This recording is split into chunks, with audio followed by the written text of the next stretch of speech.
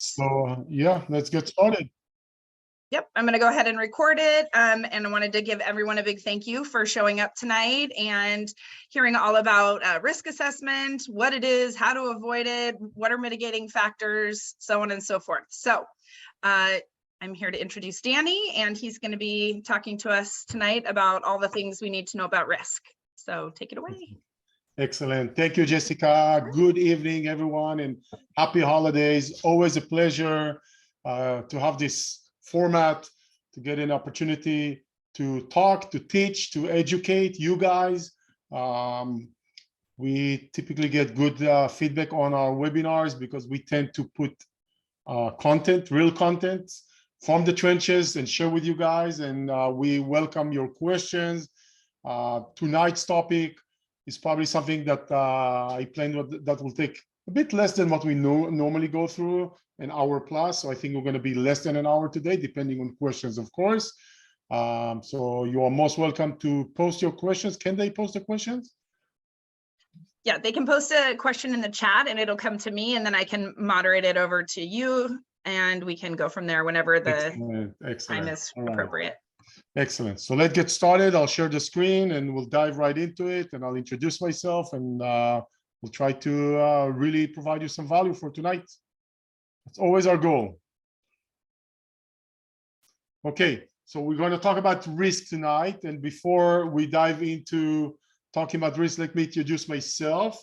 I know we have people that have already attended our previous webinars, and we are now on a pace of kind of doing a webinar on average every about 3 weeks or so. We're probably going to take a little break for the holidays and see, we'll start putting something together mid-January or late January. That's probably the plan. My name is Dani Beit-Or. I am an investor, real estate investor. I've been a real estate investor for the past 20 years, actually exactly 20 years. I started investing in US real estate back in 2002 while being a young engineer working for an Israeli high-tech company in Tel Aviv. Starting my life as an adult, started saving a little bit of money, not a lot, and kind of started looking for my path, financial path, let's just say it. Not a financial, I wasn't looking for a financial path. I was looking for how can I elevate myself. At the time, my girlfriend, now my wife, and we have a 10-year-old boy. But I was on a path. I was on a personal mission to find a way, or to teach myself a way to get myself to a prosperity, knowingly or kind of realizing that just hard work were probably not going to be enough. And it's not there's anything wrong with hard work. I've always been a hard worker, but I could tell looking around, parents, my parents, older cousins, uncles, parents, friends, all hardworking people, and 15, 20 years into their adult working family, etc. What do they normally, what most of them have? A condo, maybe a house with a mortgage. And they're already 15, 20 years in, and it's not like the mortgage, maybe halfway through the mortgage, if they're lucky. And I just told myself, this is not a path I want to be on.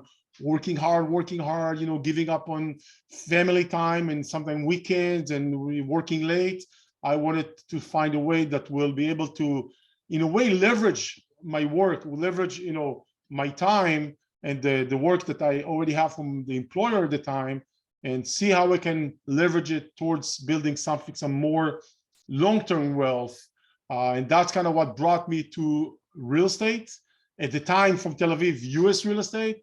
And in 2002, I bought my first single-family home outside Phoenix, Arizona, in a nice little town called Litchfield Park, really nice area. Nothing too fancy, nothing too crazy, just a middle-class house in a new community, brand new home from the builder. And the plan was to hold it and rent it for many years, and we'll see how it goes. That was that's pretty much the business plan I had in mind, which is completely different than what we do today. In 2004, we moved to the States. And by that time, I've done 2 more kind of small group investments, nothing too exciting. And since 2004, I moved to the States with a clear intention to pursue real estate full time. I was passionate about it by that time. I wanted to really immerse myself in real estate, not just be like a passive investor. I really want to be in the gist of things. And I continued investing little by little, as much as I was able to save up, but at the same time, working with investors and actually people, I wouldn't say investors, people, ordinary, everyday people, helping them also execute the same idea, the same concept of buying real estate, where the whole notion of it was, I personally at the time, and a lot of my clients live in expensive real estate markets, mainly California, but not just California. What I mean real estate is the piece of property costs a lot of money, and the rent is relatively low, right? The rent is low, meaning a high, the rent is not low by any means, but relatively to the purchase price, relative to the value of the property, the rent is low, where other parts of the country can give you a much higher rent ratio compared to the price of the property. And that was the gist of it. That was the basic assumption here, and how to execute it, where to go, what to buy, who to trust. That's everything that I was, started doing back then and working until now, still today, with clients, helping them execute that. Funnily enough, this morning, I have an investor client who bought with me, I think their first property in 2010. So that's probably 11 or 12 years from now. They bought few properties with me, and kind of over the years, we kind of stayed remotely in touch here and there. And this morning, the guy called me and said, Danny, we moved back to Israel. He used to live in the Bay Area back then. We actually want to see how we can leverage some of the properties we bought way back to to sell some, to buy more. We need some guidance. We need how to avoid taxes. So it's kind of interesting or funny or nice to see someone that started working with me buying real estate more than 10 years ago, and we have not necessarily kept close in touch. Coming back 10 years later, more than 10 years later, hey, I'm ready to do more. Let's do it. They did a bunch of properties back then.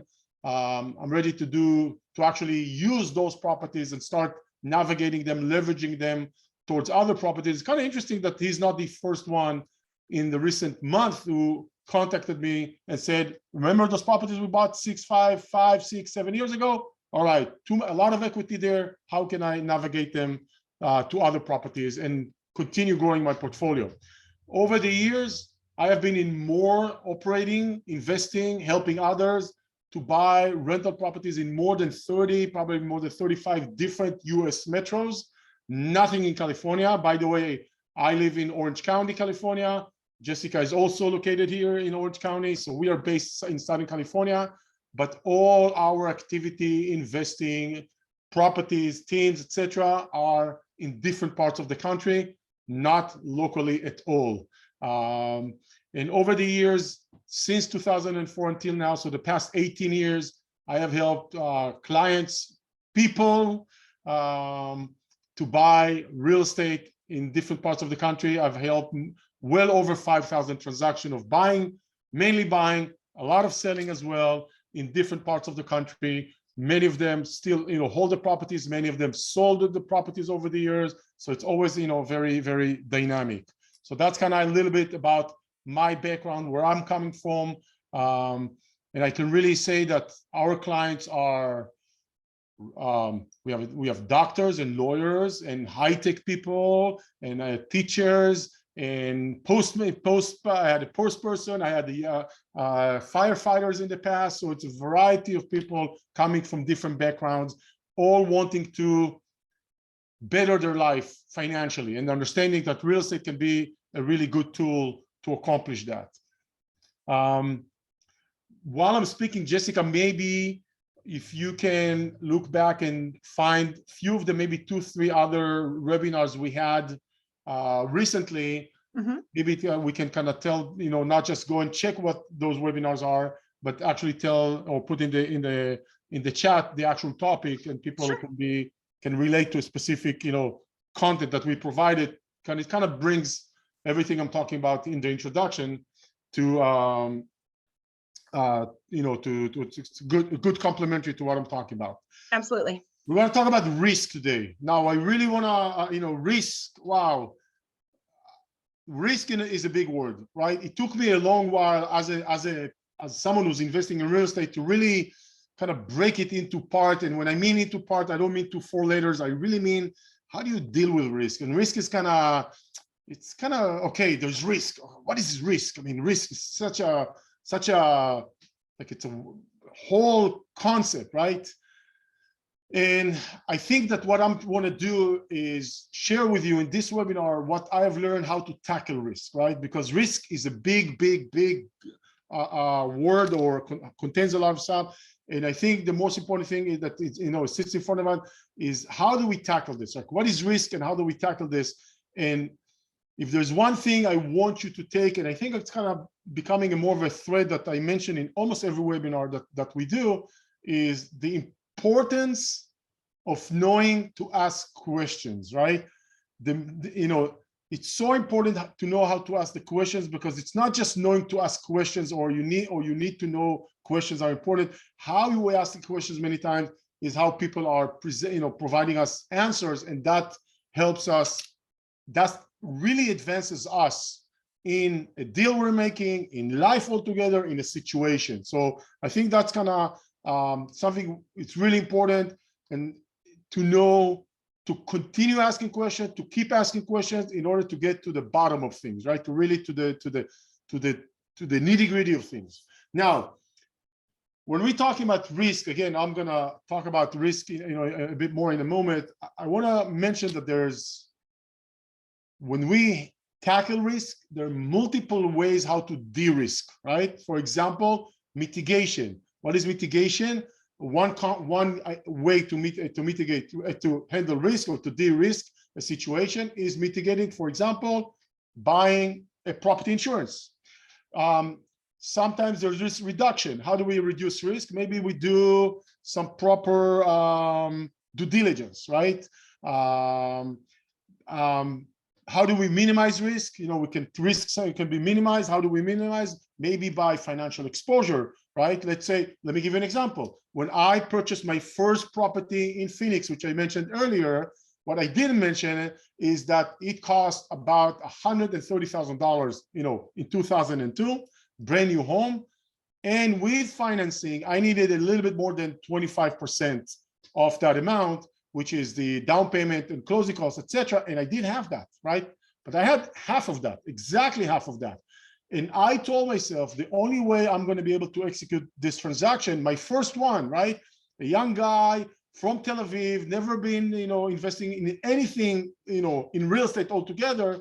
I called my cousin. My cousin is the same age I am, and we are really good friends. I called him. I say, hey, listen, there's a deal here. He's actually someone very much immersed in the financial world. If you ever have someone in your life that he's from the age, 15 or 16, calls his stockbroker to tell him what to buy and what to sell, and reads the financial charts, in the morning paper, that's the guy, right? So he never did real estate, but he was always involved in buying and selling stocks and options and stuff like that, and still does, right? So I called him. I told him about what's going on. He really liked the idea, and we went in, 50% each, right? So $12,500 each of us had to bring to the table. And what I thought is, by bringing a partner, not only that I'm able to execute the deal, because by myself I wouldn't be able to do it just on my own financial ability at the time, but I'm also splitting the risk into half. Someone else is now sharing the risk with me. So that was the thought I was going through doing my first deal. It's not about just splitting the finances. It was also about splitting the risk, right? So this is how I was able to minimize my own risk altogether. And also, we all know, and I know it's kind of obvious, but the only way, if we don't want to take any risk involved with investing, right? So we cannot eliminate risk. We can mitigate, reduce, minimize, think about it, do whatever, but we cannot. The only way we can not take, risk while investing is actually not do anything, right? So it's inherently in any investment we're going to make. Now it's about managing that risk or handling that risk. And lastly, also something I've only heard maybe 10 years ago, I kind of thought about it. And it's something that I didn't really think about fully when I got started, is also to try and price the risk, right? All right, what do I mean by that? So we talk about risk as this big term, this big thing, but let's say a risk, it's not always easy to price the risk, but sometimes it's rather easy. Let's say we buy a house and we anticipate it's going to be vacant for 1 month until buying a rental property. It's going to be vacant for 1 month until a tenant moves in, right? So now we have 1 month of vacancy. What is the risk of that 1 month of vacancy? Well, it's rather easy. What are my monthly expenses? And that's per 1 month, that's my risk. So let's say, I'll make it even a little bit harder. And let's say this house is closing December 1st, right? So we know winter many times, doesn't have to be, but many times it's a bit of a slower season. It may take longer to list the house. So how about instead of 1 month of vacancy, I'm going to assume 2 months. You know what? I'm going to assume 3 months to be on the safe side. So right now, assuming every month my expenses are $1,000 times 3 months, right? I priced the 3 months as part of I priced the risk by calling it 3 months times the expenses, 3,000 in this example, right? If I'm not sure, maybe it's going to take 6 months, I can price it 6 months. I can price it a year, but I'm just trying to be realistic about it. And I was just able to put a price on the risk. My risk, vacancy. How much? 3 months. How much does it cost me? $3,000 in this example. All right, what do I do with it? Well, many things. I can go to the seller and tell him, listen, because of the winter, I want you to knock off 3,000. And the seller says, you know what? Okay, I'll do it. Just as an example, immediately I mitigated the risk, right? Just to give you an example. So again, risk is a big word. When we break it down and we know to identify it, we can tackle it much more in an easier way, right? We have a price tag, we have a better understanding, we can shift it to somewhere else. So that's the whole point of trying to break down the risk. And that brings me to the types of risk of situations that we see as investors, right? So what are the typical, right, situation? If we can have a fire, theft, maybe a mechanical item, the HVAC breaks down, will it rent? Will I ever, what happens if I have an eviction? What if the market crashes? Will it cash flow, right? Those are all, I just wanted to point some obvious or typical risk factors that we hear from our investors. I'm sure there are many more, but the first thing I want you to take from this list here, I call it ID listing it, is the best way to tackle risk. Instead of just calling it risk, let's identify the risk item by item. And if you take this list or another list that you put together, and you just put all the items that in your mind are the risk factors that you are concerned about. You do not, at first, you don't even know how to handle, and that's okay. But the first thing you did is ID the risk factors and list them, right? Because once we ID them and list them, now we may be able, not always, we may be able to find ways to alleviate some of the risk by different means. For example, fire, rather easy, property insurance. Theft, rather easy, property insurance. Mechanical break, HVAC breaks down, well, a bit tricky with home warranty companies, but it's a way to mitigate, the risk. Okay, so home warranty. Rentability, well, if we have concerns about will the house rent and or how long it's going to take, we can want comps, we can check for saturation, we can ask other professionals such as realtors or property managers to give us some data points to make a determination what is the rentability or lack of rentability or saturation in that area for this house. If we are concerned about eviction, well, a couple of things what we can do. First of all, in one of the podcast that I had maybe a year ago. I interviewed one of our property managers, the head of the company of one of the biggest companies we work with. And in that interview, I told him, his name is Ron. I told him, Ron, I don't want you to talk about traditional property management, ongoing items and stuff and maintenance and stuff. That's not what I'm interested in. I want you to talk about the before and after. Before we have a tenant and after we have a tenant, or something like that, right? I don't want to talk about the middle stuff because there's a lot of information about that. So we started the conversation with the process of verification, right? How they go about verifying that the tenant who's coming in is a qualified tenant, is okay, etc. Again, there's no guarantees, but there is a process to eliminate problems, right? The process of verification. And then we jumped all the way to the end and we talked about situations such as issues with tenants not paying or something happened with the lease, etc. And he started talking about the eviction process. Okay, so first of all, the states we go into have eviction process that are relatively cheap and relatively quick. That means not all states are born equal, right? Some states the process of eviction is lengthy and expensive.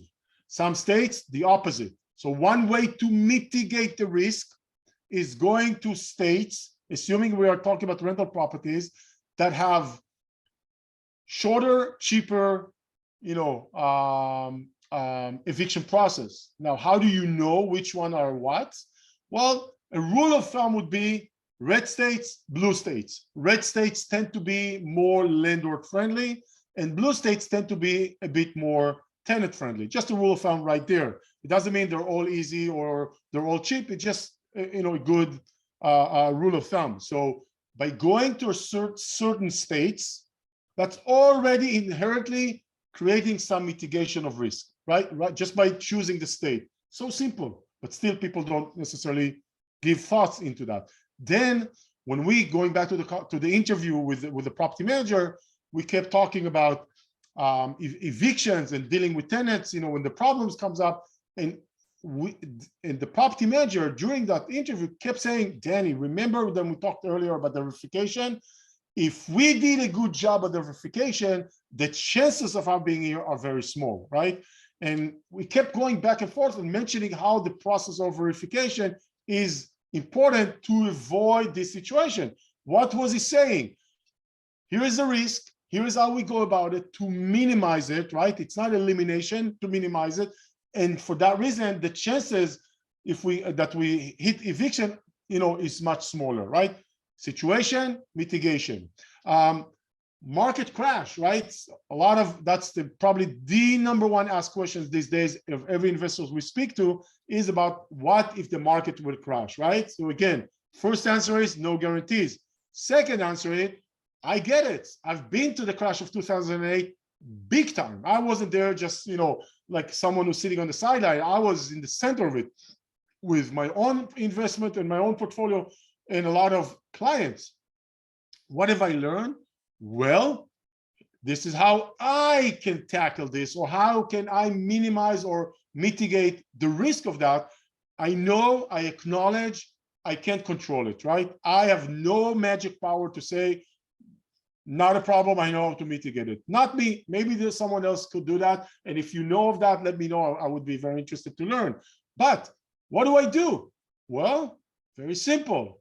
I buy quality properties in quality areas, quality areas, so a good school district, desirable areas, desirable parts of the country, desirable neighborhoods, good schools, attracting the middle class, tenants. So I buy quality and I hold it long term being ideally no less than 7 years, right? Preferably more. Why am I doing this? Well, by going to desirable, attractive, good areas, attracting certain type of tenants who work and can pay the rent, and they're likely to be able to avoid the issues and problems that already brings me or minimizing my risk, right? So I'm choosing areas around the country, and I'm choosing segments of those areas by attracting a certain type of tenants that are inherently lower risk situations, right? So that's, look at it, it's all risk mitigation. Everything that we do in the decision making of what properties to buy is like driven from the risk factor. I'm telling you that because I am fully financially scarred and emotionally scarred from the crash of 2008. So for me, it's not theoretical. For me, it's not an idea I thought. For me, it's great. You know, it's in my DNA, whether I like it or not. It's just there as someone who's been through the crash. And now when I buy quality properties and I hold it long term, what does long term gives me? It gives me the chances that it will be less, it inherently long term, less sensitive to whatever current economy is doing, right? So if I'm in a downturn and I'm holding long term, I'm hoping and trying to make a lot of decisions that will help me weather the storm with the value. So let me give you a story about that, personal story.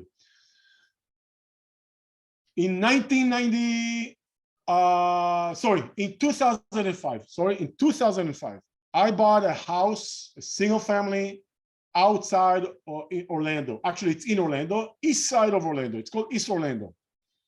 I bought it with a tenant for $188,000 in 2005, September of 2005, right? I still own that house.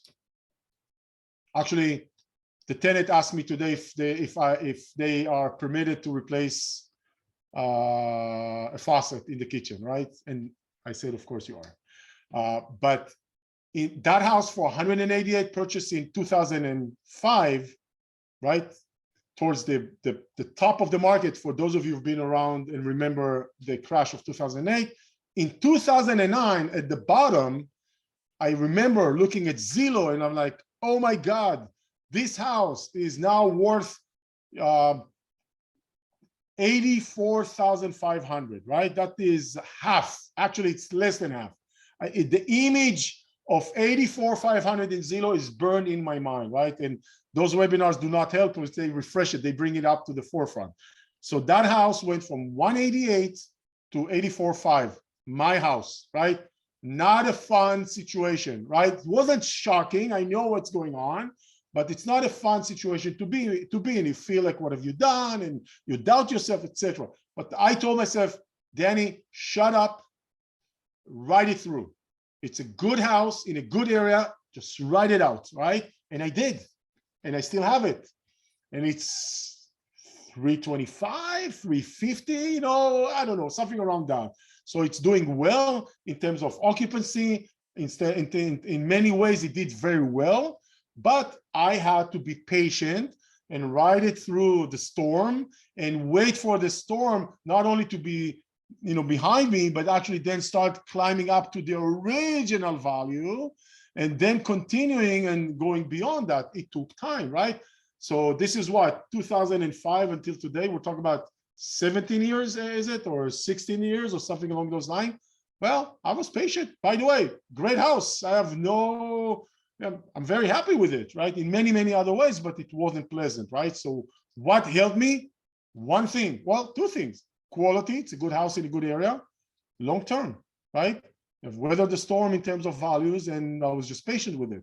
So that just tells me if I buy quality in long term, I'm able to inherently mitigate a lot of the chances. Now, I want you to be a bit careful about this point of market crash and you know, in long term and quality and long term, because if someone is doing this and following this suggestion, but 6 years, 7 years later, it's exactly after they purchase the house's value drops down exactly in the midst of a crisis, and you sell and it's, you know, it's worth less than what you paid for, you will activate a loss unless you still wait, right? So even if you bought it 7 years ago and now you want to sell it and it's dropping at the value, whatever, and you can't sell it because the market is not really a good time for it, and you can be patient and you're not going nervous and you're not being scared, and you're just gonna hang on, hunker down a little bit and just ride it for a few more years, very likely, at least historically speaking, you'll be okay. You just have to weather the storm, right? The storm may be a year after you purchase, it may be 7 years after you purchase, right? How do we know? There's no way to know except patience. Real estate, what I've learned over those almost 20 years, excuse me, really loves to time, and the more patient you are, probably the better it will provide you. And lastly, for the points I brought, I know there's more risk items, is cash flow, right? We all want to invest for cash flow. I want to mention a couple of things about mitigating or avoiding a break-even or negative cash flow situation. How do you do that? Well, first of all, a proper analysis, right? We do that every day. We just conduct proper analysis to make sure the cash flow is there. Now, it doesn't mean all our properties are cash flowing, hundreds of dollars a month every month just because, we did a certain type of analysis. We are very cautious about the cash flow analysis to make sure, on one hand, we're not using a method of worst case scenario, because that will be the worst case.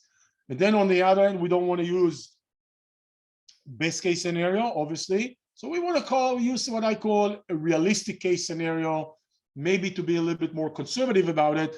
And then once we do a real life analysis, realistic with a little bit of conservatism built into it, we're just gonna play a little bit with the interest rate just to see how the house will behave when the interest rate comes back down to normal times. Let's just call it even 5%, right? So we do everything like today, and then when it's ready, we're just gonna see, we're gonna change the interest rate just to see how this house could perform while still having a mortgage with a normal rate. And then we bring it back to the today's rate, right? So we don't keep the today's rate out, we keep it in. We just want to test it and measure and see how this house performing with different rates, right? Just to kind of get the gist of it. But the point for this session today is that we do proper analysis, quality and quantity, in order to make a determination if a certain property is meeting what we wanted to meet financially, cash flow wise, etc. Right? So a lot of items that, instead of just calling them bundling up, and they say, oh, there's a risk. All right, I'm breaking it down. How, I'm identifying one by one, and then I try to tackle one by one. Now, if you are someone who is a beginner, that may sound a little bit overwhelming, but I have a little bit good news for you. The first time you do it, and that consumes more of your time and attention, and even if your list is not perfect, it will be challenging and time consuming. But then the second time you do it, you already have a lot of the answers, or you know how to extract better answers because you've already been through the process of buying and maybe owning for a little while and kind of adjusting. Suddenly you see that you didn't ask the right question about property insurance, or you didn't know how to, there's a risk you didn't think about or anticipated, now you know. So this list, you don't need to perfect it on one hand, but it also can stay and should stay dynamic, right? Maybe you start today before your first property with 10 items on your risk list. And then by the time you do your second property, you add 4 more items. Great, you add it, you tackle, you mitigate, or find a way how to manage the risk, and then you move on, etc. So it may be overwhelming now, but that could come more of a second nature to you. If you are an experienced investor, you may have already been through a few of those items. Obviously, I would assume that most of those items are not new to you. Maybe all of the items on the list are not new to you. But the question is, have you been through the process with yourself about identifying or making sure you have identified, different risk factors and know how to mitigate them? So absolutely something that it's worth doing.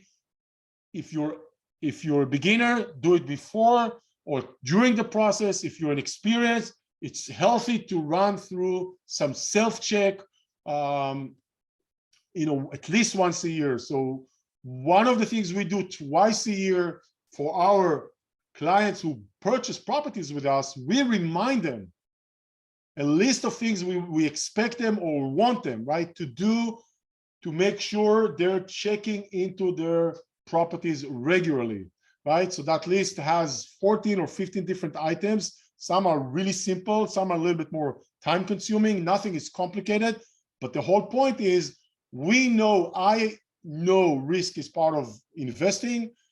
I want to be a service to my clients, reminding them to check themselves to make sure that they have updated their insurance details, that they have inspected the house regularly, stuff like that. So that idea of twice a year to send them the list is kind of remind them, hey, you should do this, you should do that.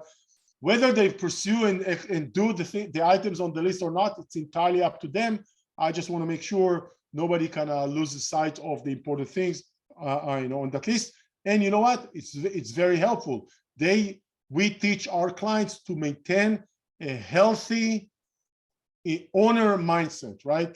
It maybe sound obvious, but I've seen a lot of people in my career that they just buy and just because they're busy, they're not neglecting their property in the negative sense. They're just not not proactively taking care of it instead of reactively, right? That's the whole point that I'm trying to make. So we try to make our investors, clients, owners, better owners.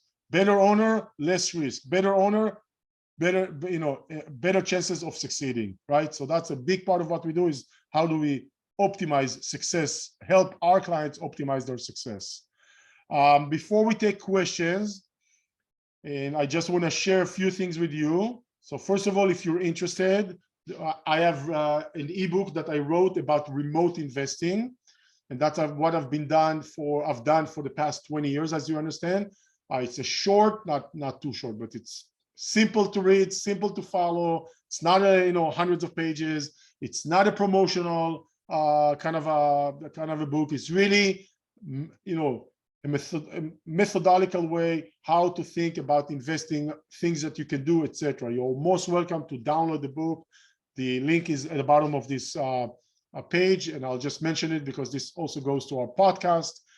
It's simplydoit.net/ebook. simplydoit.net/ebook. So that's one thing that you can download if you're interested to get a little bit more information about investing. We do have a YouTube channel and we do have a podcast channel. I think we have 300-ish episodes on the podcast. Maybe I'm off by a dozen or two, one way or the other.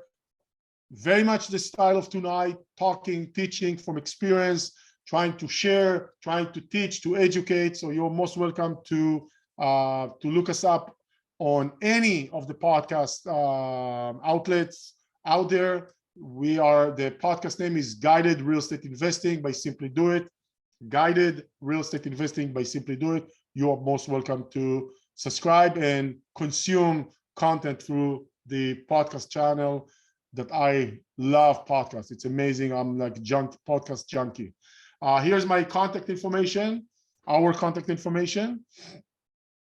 And lastly, before we take questions, I want to offer anyone who wants to meet with us and take the time, usually 30 to 45 minutes, one-on-one, talk about your specific situation, specific questions, things that you're concerned about, not risk necessarily related. Altogether, we meet with investors on a daily basis, trying to see if there's a way we can help you execute investing through using our platform, the Simply Do It platform, right? So it's a one-on-one, intimate, not a sales pitch.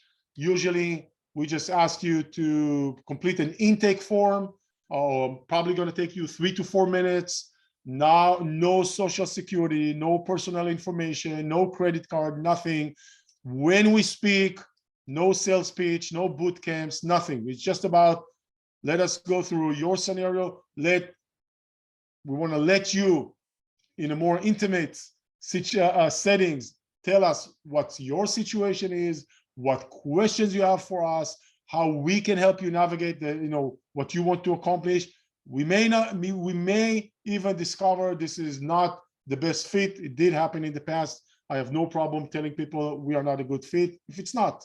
But if it is, when we end up working together, by all means. So you're most welcome to join or complete the intake on simplydoit.net/intake. Once you take those 3-4 minutes to complete the intake, we'll set up a time and we'll take it from there. So if you're interested, we are, that's what we do day in, day out. And with that said, I think we are ready to take questions. I think, yep. So we do have a question in the chat from Paige. She wants to know, how do you track or find out how well an area is appreciating? How the area, it's really a lot of the big websites such as Zillow and Redfin do have inner pages that are research pages.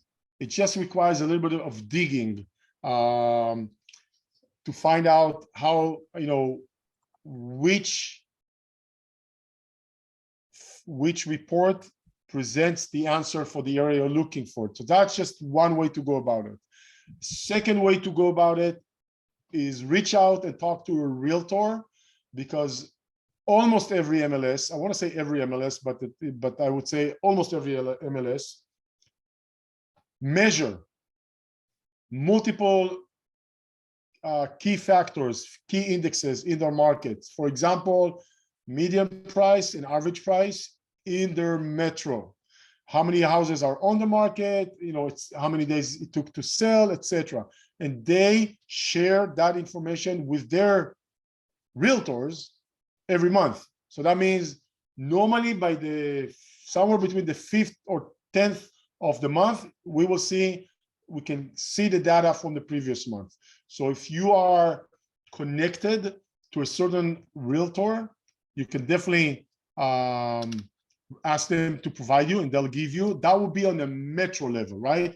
So if you want to know the information, let's say to a certain zip code or a certain region area within a metro, this is not the right tool, because that will be on what the entire metro. And that's where maybe tools such as digging into Zillow and Redfin, more inner pages that they do provide, sometimes data by zip code, will give you that information. But if you're like, okay, I want to see what, I don't know, St. Louis did in the past month or year, then the MLS will have that information, should have that information. Sometimes the MLS will share that information online on their website. So you can, for example, search for St. Louis MLS, and it has a different, whatever the name is, I don't remember what the name of the MLS. And then maybe on their website, they share that information, but a lot of MLSs are holding the info inside and will only enable you to access through a realtor. If it's an area that we are operating in and you want us to see if we can provide you information, you can definitely shoot us a text, a chat, an email, and we can try and see to be a little bit more specific. Hopefully that helps. Yes, and Paige, I've actually set the security settings. So if you want to ask your next question directly, you can go ahead and unmute yourself. Because she was saying she's getting mixed messages. Yeah, there you go. Yeah, I'm just starting to look at possibly doing buying an investment property, and I'm getting mixed messages where one person was like, you definitely don't want to buy from a builder. You definitely don't want to buy in an area that has potential to just keep creating newer and newer and newer suburbs around you, because maybe the land itself isn't really as valued as high. And then I've also been told it's a great opportunity because it's a new house, less risk to have to fix it up, and that it's just a popular area that a lot of people are moving to, hence the more and more development. So it just feels very polar. Opposite. Noisy. What was that? Noisy. Yes. Okay. Yeah. So I think your question is actually, I am listening here. So first of all, nice to meet you. Thank you for putting the camera on. It's a pleasure. So thank you for Yes, that. thank you. Yeah. Very nice to meet you in person. I wanna suggest a way. I think we talked about it maybe in a previous webinar, but I want to tackle this from not just the risk or the specific data. I think that many times, as especially beginners, or even, sometimes I even see that pattern from people who are coming back after many years of being not active as investors.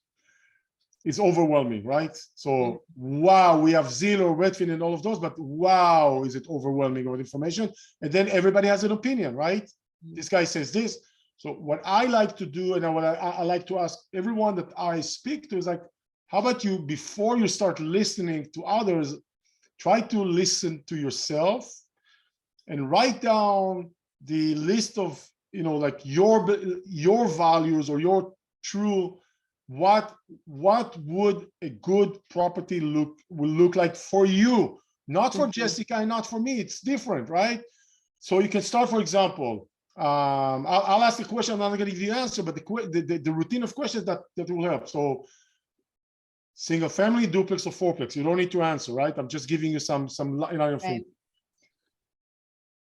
900 square foot, 1200 square foot, 2000, 3000. Again, it doesn't have to be strict, but just to give you some framework. 3 bedrooms, 4 bedrooms, 5 bedrooms, 6 bedrooms, 2 bedrooms, 1 bathroom, 1.5, with car garage, no car garage. See, I'm just outlining basic stuff, but right there, and again, there is no right and wrong.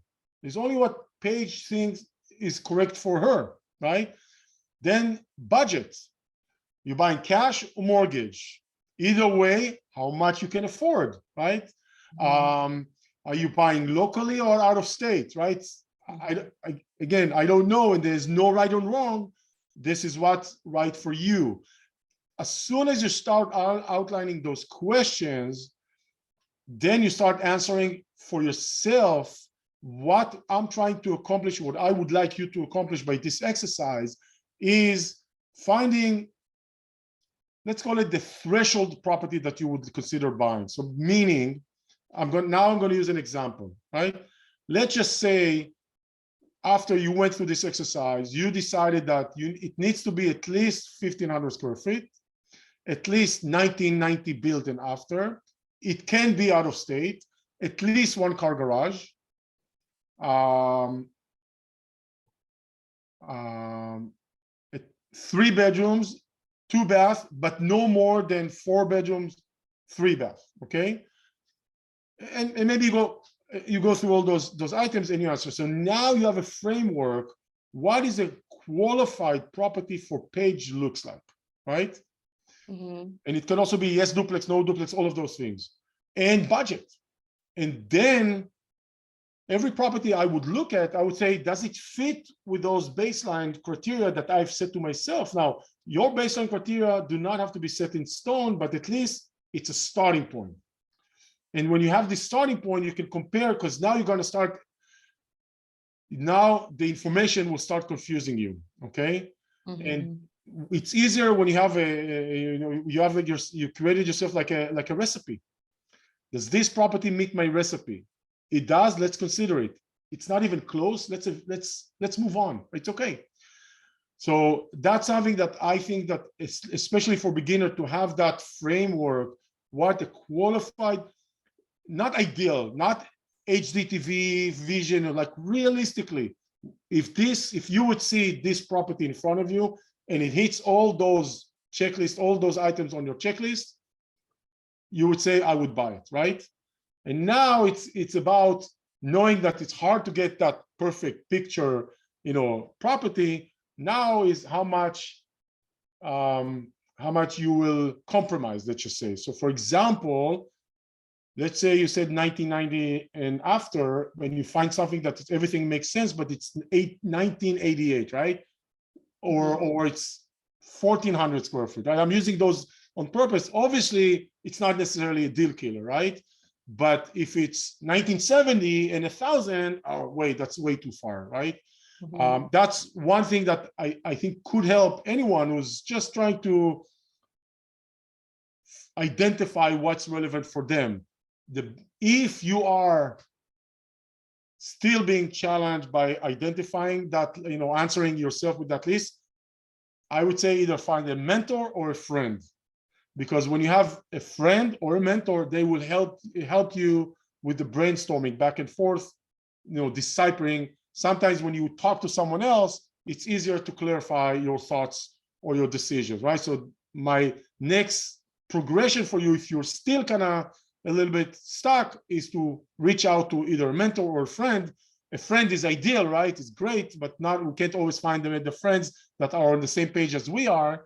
It doesn't have to be a friend that wants to invest in exactly the same thing, but it's just, let's say you have in your social circle someone who's also interested in investing. How about we meet once a week and we talk about ideas and brainstorm? That's what I mean by a friend. And if we can't find that, then maybe a mentor, right? The mentor has a cost, but there's benefits for that. So that would be the main answer. On the top of that, what I taught myself early on when I got started in 2002 and 3, everybody in my surrounding was really generous to give me advices. Unbelievable. Nobody's investing, tons of advices, right? Now, as a young investor, young by age, young by experience, everything, I didn't have the confidence to block those things. It was, it was getting into my head and messing with me. So at some point I did 2 things. One, or maybe 3 things. One, I put I say I always put earplugs, and I say block the noise. I had to block the noise. If I would not block the noise, I would not be here today, because I would be scared to invest. That's the way I decided to block the noise, which amazes me how people who have no experience with investing are really generous with giving us advices. Investing at large, not just real estate. Second thing is, I realized that I need to put the horse's blinders, and that's exactly the list you will have. It will help you put the horse's blinders and focus on the right one for you, right? And lastly, to avoid all that noise, I stopped talking to people a little bit, right? I only talked in rooms that I could get a good advice or a good suggestion or a good feedback, and not in rooms that they were just, distracting me or defocusing me, okay? Hopefully that helps. Okay. That's, tools that I've kind of told myself I need it in order to execute, because it's very noisy. Still, by the way, if you think that 20 years later, I don't get distracted or I don't hear noises around me, I do. But now I'm better at, blocking them. Still an effort, still a muscle I have to keep training. But thank you very much for the question and for bringing this up. I think it's really important. Thank you. Raj, do you want to unmute yourself and ask your question, or I can go ahead and ask? Okay, Raj has a question. He wants to know, what is a good investment property, multifamily or single family home? What are the pros and cons, and can you please help elaborate? Can Raj tell us if when he says multi, does he mean up to 4 or more than 4 units? That will be beneficial. If not, I will just make an assumption. I'll wait for a minute, and Jessica, while we Up wait to for a 4. minute, up to 4. Up to 4. Yes. Thank you. And maybe you can list while I'm answering, answer Mark in the chat. Maybe if are you able to see? No. Okay. I don't have a question for Mark. All right. Looks like it went to you. Okay. It's only to me, so I will answer verbally. Okay. Okay. So multi versus single, right? Okay, it's a very good question, and it years in the refinement. I'll have to be honest. Years back, I was not a very big, on multi-units, maybe duplexes, single family and duplexes. So I'll start by saying I'm a single family home junkie, because I think it's easy to analyze, and it's easy to understand, relatively easy to manage. Relatively, I would say the most liquid asset, the American dream in many times. So I am very much big on single family homes. But one of the reasons I was not a big fan of the duplexes, triplexes, fourplexes is because many times the Xplexes, especially triplexes and fourplexes, are located in communities that are not as nice or not as good as the single family home, right? So I would say many times duplexes can be found that are almost like bringing two single family homes together, right? So it makes sense, right? It's almost behaves and acts and looks everything like a single family home. So for me, single family home duplex makes sense. The triplexes and fourplexes were a little bit unattractive, primarily for the reason that the communities they are in are many times not as, because of the saturation, not as attractive. And many times they are smaller by square footage, smaller by specs, bedrooms, bathroom, etc. That was many years. Over the years, especially maybe in the past 5-6 years, I started finding, not always, multi-triplexes, especially fourplexes, that look and feel many times like almost 4 single family homes together, right? And I love those, not always. So we have started working with our investors and buying single family homes, fourplexes. Triplex is a product that I rarely see, very rarely. And duplexes, they're a little bit more like the single family. Fourplexes, when they're a bit bigger by square footage, a bit bigger by bedrooms and bathrooms, and they have the ability to look and behave and kind of service very similarly to the single family homes, I love a lot. And those who are not exactly like that, I love, but less. Okay. But I have also found that in the fourplexes, many times hides a really good opportunity. And very common, almost every fourplex that we see, the rents are below market value. And that means many times 4 units that are rented 10, 15, 20, 25% below market value, which means many times the price I'm paying for those 4 units are reflecting the current value or the current rents and not the future rents that I can bring in. In other words, I have found that many times the owners of fourplexes have just were not that energetic on increasing the rents and keeping up with the rents for whatever reason, right? But it's just a repetitive, pattern. We see it all the time. So for me, that's an opportunity. That's a slow opportunity. What do I mean by slow opportunity? When we look at fourplexes, we measure them not based on what the actual rent at the moment is, but we measure them on what the market rent is, right? Carefully, what the market rent is, knowing that in the next year, probably it's going to take me a slow kind of grind until I get to that point. So I always tell my clients, like, listen, the fourplex is underperforming, and it's not going to overperform as where we are, analyzing it overnight. Why? Because in order for it to perform overnight, it means that we have to, move out as soon as possible all the tenants. If we need to do some work, we need to do that work immediately, and then put all those units at the same time back on the market. I don't think that's a very smart move. Usually, let's deal with either going to the existing tenants and increasing the rent, and maybe one is vacant and we fix it up. So we kind of go through all the 4 units over the next 6 months to a year, increasing rents, replacing tenants, maybe doing some TLC in order to get a little bit more tenant. And then normally after a year, the property is performing where we wanted it. So we have to understand it's going to be financially more of a challenging year. And then at the end of that year, if we navigate it correctly, we'll get to where what we wanted. Many times when I say year, things actually happen quicker than 1 year. But I'm just using kind of a slow burn or a slow grind until we get to that point. So that means to answer your question, I learned to see the potential that almost every fourplex brings by being there's an upside off cash flow by just raising the rents, right? Maybe fixing it up and raising the rent, or just raising the rents.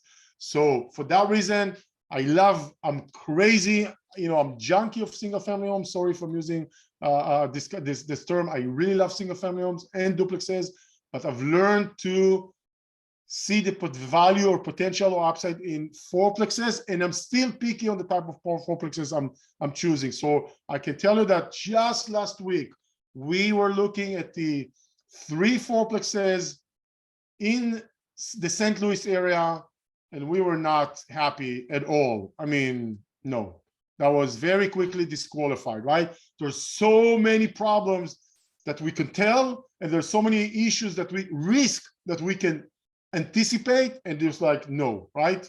So I mean, it could be a yes for the right price, but the right price was not even available to us. We were told very quickly. So here's an example where it could be a great opportunity, but I could tell it's maybe going to be more than 1 year of that slow grind to get to that point. So that was too much unknowns, too much issues, too much problems. And only for a really low price, we were willing to grind for another year, but they were not on the same page, at least not yet. So that hopefully that helps. That answered the question of multi versus single family, right? I am a little bit more focused on the opportunity than just saying yes to single family, no to Xplexes, or vice versa. But I also think it's really important, if I go back to my answer to Paige a few minutes ago, is to kind of set your belief system or set your value system or property system first. So just because I'm giving you my answer doesn't mean this is the right answer for you, or the way or the way you look at things, right? It's just my observation experience. I have been doing it for 20 years. I've been doing it on a large scale. It could be just a different flavor. Let's just put it this way. Okay. Jessica, we have any more questions? I have one on my end. Yeah, you go ahead on your end. I don't have anything here just yet. Okay. So Mark, thank you for the question. Sent me a message asking, how can we find out what areas you operate in? So I will give you that answer that these days we are primarily active in the following 4 metros, which are Nashville, Tennessee, the greater Nashville, Tennessee, Metro of Kansas City, Metro of St. Louis, Missouri, and Birmingham, Alabama. Those are the main 4 active ones. Now, Metro Houston and Metro Dallas-Fort Worth are also kind of lagging behind, and I'm saying lagging behind because between the rents, the rent, the insurance, and property taxes, they are very, very challenging to cash flow. So they are, yes, active, but not really very active, right? So we have teams and everything, but we are not doing much because the numbers are not there, although those are great metros. We also have teams and not active due to the numbers in Tampa and Orlando, only numbers wise. I mean, if tomorrow I see that the numbers are coming to a reasonable cash flow in any of them, I'll be very happy to resume operations. So I have teams, we don't do anything, right? Just because it's numbers, right? So those are the 8 metros that I mentioned.